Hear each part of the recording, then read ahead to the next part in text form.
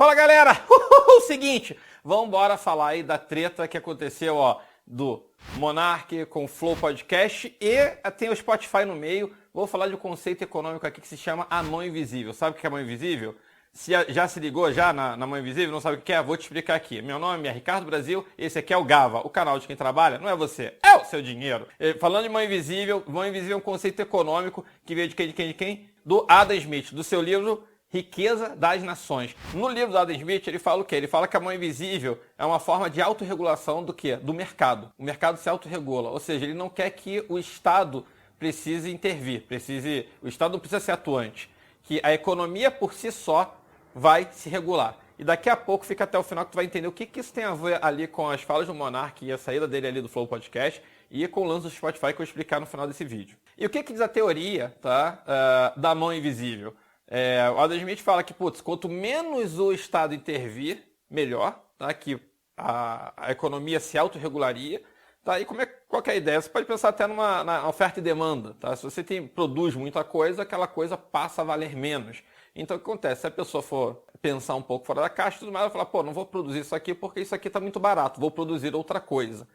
Então, aí o mercado se autorregulando. Enfim, a oferta diminui, preço acaba subindo. Ele fala o quê? Ele fala que a mão invisível vai autorregular a sociedade. Tipo, você vai procurar um emprego que vai te pagar pouco ou você vai procurar um emprego que está supervalorizado e tal? Hoje em dia, sei lá, você vai escolher ser um programador, desenvolvedor ou, sei lá, algum emprego que tem aí de montão, sabe? Provavelmente, se você puder, você vai falar, não, eu quero ser remunerado por isso e tudo mais. E com isso que acontece, até os preços dos produtos, os preços de mão de obra, tudo isso acaba se autorregulando, porque se todo mundo faz pão, não faz sentido você ter mais um padeiro que o pão vai ficar muito barato. Então o cara não vai ser padeiro, o cara vai ser alguma outra coisa, vai ser construtor. Então as coisas vão se equalizando em termos de salário, em termos de oferta, demanda, enfim, no modo geral. E aí vem a segunda parte aí que eu quero falar da teoria da mão invisível. A mão invisível diz o quê? Que as pessoas também não são benevolentes. O padeiro não faz pão porque ele é benevolente, quer alimentar as pessoas. Muitas das vezes, inclusive na teoria da mão invisível, é que você nem sabe o bem social que está fazendo. Você pode estar fazendo um bem social, alguma coisa do tipo, mas você não tem noção disso. O padeiro não faz pão porque ele é benevolente. A teoria da mão invisível diz o quê? Que ele faz pão porque cada um tem os seus próprios interesses. E sim, o padeiro tem os seus próprios interesses. Ele quer viajar, ele quer pagar a escola do filho, ele tem que pagar aluguel. Enfim, ele tem interesses próprios. O cara que produz cerveja é a mesma coisa. Ele não produz cerveja porque ele é benevolente. O outro que, sei lá, historiador, ele não está dando aula porque ele é benevolente, todo mundo é bonzinho. Isso não existe na teoria da mão invisível. O que existe na teoria da mão invisível é as pessoas fazem as coisas, podem ser até inconsciente ou não, enfim. Mas as pessoas fazem o quê? Fazem por interesse. Então, assim, a pessoa vai escolher o melhor emprego, ou que seja melhor remunerado, ou que trabalhe menos, aí depende do que a pessoa quer. Mas é interesse próprio. O padeiro não está fazendo pão para servir ali os esfomeados, não sei o que e tudo mais. Então, a teoria da mão invisível fala que ninguém é benevolente, na verdade. Na verdade, todo mundo tem seus interesses, assim como eu tenho os meus, assim como vocês têm os seus. E aí tu me pergunta, Ricardo, o que isso tem a ver com o podcast lá do Flow, com o Monark, não sei o que e tudo mais? Vou falar agora. Quando o Monark falou que deveria ter um partido nazista, enfim, a treta toda que aconteceu, que eu não vou explicar aqui de novo, que, aí foi top trends e os cacete a quatro, o mercado começou a vir com essas frases, tipo, a mão invisível regulou ali o Monark e tudo mais, agora resta saber se o Estado vai regular e tudo mais. O que aconteceu no final das contas? O Flow perdeu vários patrocínios. Eu ouvi falar em 17 patrocínios, não sei se é verdade ou não. Tem patrocinador antigo que teve que se retratar. O iFood, por exemplo, já tinha terminado ali, acho que em novembro, por questões também ali de fala, acho que racistas ou alguma coisa do tipo. E aí ele ainda teve que falar, não, já não patrocina o Flow há muito tempo. Mastercard também teve que fazer um pronunciamento falando que era uma coisa com um parceiro e tudo mais. O Flow perdendo um monte de patrocinadores. Isso acaba afetando o quê? O negócio do Flow Podcast, que não é só um podcast. Para quem não sabe, o Flow tem vários podcasts. Acho que tem 8 podcasts, sim. Acho que se bobear deve ser o maior do Brasil, assim, grupo de podcasts do Brasil, quiçá da América Latina. E nesse ponto o mercado acaba se autorregulando. Começaram a falar, foi crime, não foi crime? Não vou entrar aqui em julgamento se foi crime ou se não foi crime, se o Estado vai ter que intervir ou não. Mas mesmo sem o Estado intervir, você já tem uma penca de patrocinadores saindo do Flow Podcast. Eles têm ali, sei lá, quantos funcionários e tudo mais e tal. Enfim, isso acabou se tornando um problema. E como é que você tenta resolver esse problema dentro da empresa? No caso do Flow, acho que o outro sócio foi lá, comprou a parte do Monark. O Monark foi expulso do Flow. Isso que aconteceu. Para quê? porque o mercado estava penalizando ele. A mão invisível estava lá do tapa.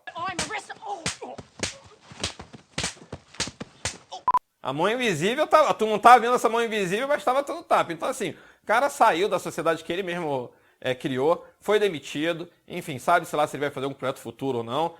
Não estou falando que a mão invisível é perfeita, tá? Aí, se isso é um crime, se não é um crime, se ele deve responder legalmente, judicialmente, isso é outra coisa. Mas, economicamente, se você pensar, a mão invisível foi lá, deu-lhe um tapa e tira esse cara daqui. Não quer dizer que ele não ficou rico, não quer dizer que ele...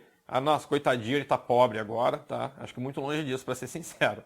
Mas, você vê na hora que você tem um monte de patrocinador saindo ali do Flow, você tem uma mão invisível atuando e falando, ó, tira esse cara, falou besteira, tá? E isso aconteceu também recentemente, 2 semanas atrás, 3 semanas atrás, onde? Spotify. Não sei se vocês estavam vendo, não sei se vocês ficaram sabendo, um podcast chamado Joe Rogan, tá? Que eu não sei quantos episódios ali no Spotify e tudo mais, e parece que ele começa a promover uma desinformação sobre o quê? Sobre as vacinas de Covid e tudo mais, nem sei se ele é pró-vacina ou contra, provavelmente é contra, tá? Mas ele começou a fornecer várias desinformações, um monte de fake news e tal. Até aí, Spotify fez vista grossa, ou não viu, sabe? Enfim, sabe, sei lá o que aconteceu, só que veio o Neil Young e veio outros, e depois do Neil Young vieram vários outros artistas falando, ó, não quero me associar a uma marca que deixa um cara desse ficar falando o que quiser.